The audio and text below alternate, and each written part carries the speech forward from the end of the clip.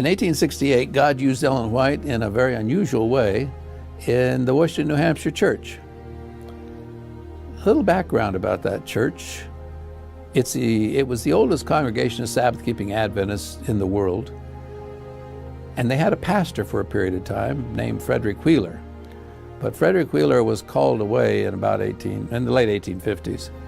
And so for several years they did not have a pastor, and they were spoiled. Most of our churches in those days did not have pastors. We didn't have enough ministers, ordained ministers, to pastor churches. They were out doing evangelism. But that little church had for many years had a pastor, but then, as I just said, he was called away. So without a pastor, and being kind of spoiled by having one, things didn't continue to develop well spiritually for that congregation. In fact, it finally got to the place where they were hardly holding services anymore. Some were still subscribing to the Review, the church paper, the Review, but spiritually the congregation was in decline. And James and Ellen White and another minister, Jane Andrews, heard about this, and they decided to come and visit the Washington, New Hampshire church.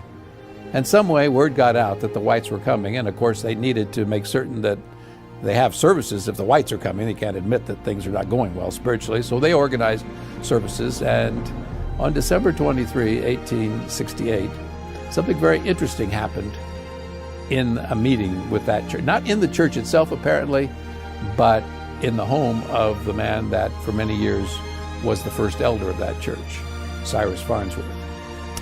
In that meeting, which lasted for 5 hours, God showed Ellen White the condition of the spiritual condition and things that were going on in the lives of various members of that church.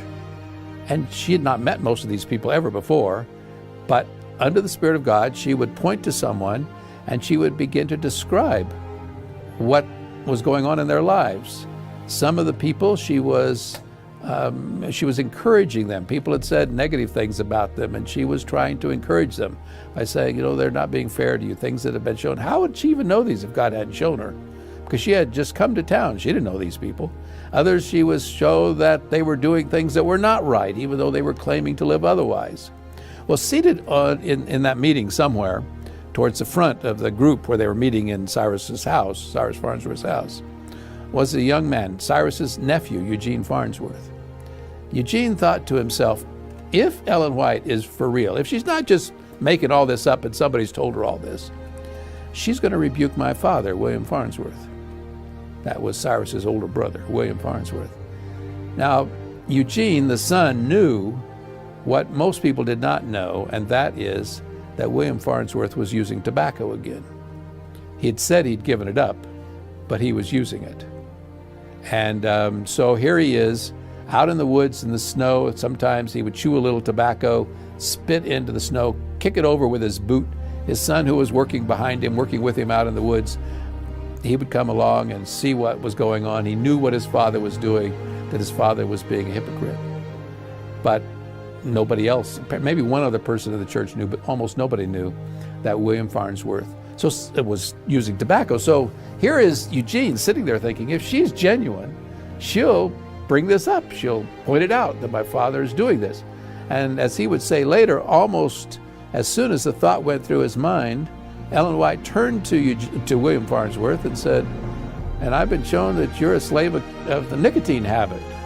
Now, what do you think is going through Eugene's mind at that point?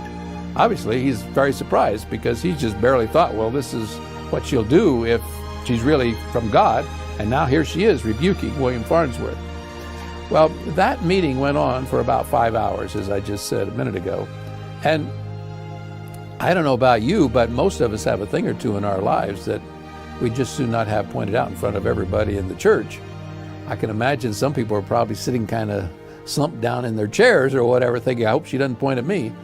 But a real revival broke out.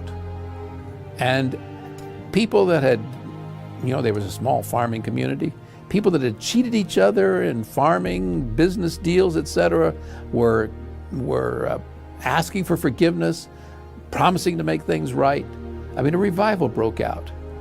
Well, once the parents, the adults, had made things right with God, then on Christmas Day, December 25, 1868, James and Ellen White and Elder Andrews, Jane Andrews, they started working on the young people, trying to get them to give their hearts to the Lord. And 13 young people gave their heart to the Lord that day as a result of that meeting. And 5 others that were not there, but later heard about it, did also. So out of that revival came 18 young people. 12 of them decided to be baptized right then. So they went out, this is middle of winter in New Hampshire, the thick snow. They went out, chopped a hole in the ice, and baptized 12 of those young people. The other 6 decided to wait till the spring. Now, I'm from California. My guess is I'd have been with the 6 waiting till the spring when the water was a bit warmer. But 12 of those young people, someone later counted up to see what happened to those 18 young people that gave their heart to the Lord in that revival of 1868.